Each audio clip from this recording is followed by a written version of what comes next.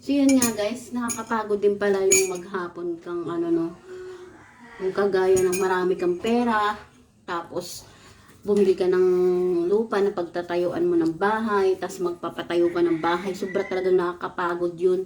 Tapos mamimili ka ng mga materyales na para sa pinapatayo mong bahay. Tapos pupunta ka ng SM, magsha-shopping ka, tapos iisipin mo pa kung ano yung bibilihin mo na para sa'yo. Tapos sobra talagang nakakapagod kapag marami kang pera. Tapos magigising ka na lang pala panaginip lang pala As in talaga, akala ko talaga totoo Panaginip lang pala lahat ng akala ko talaga nanalo na ako sa luto. Marami na akong perang limpak-limpak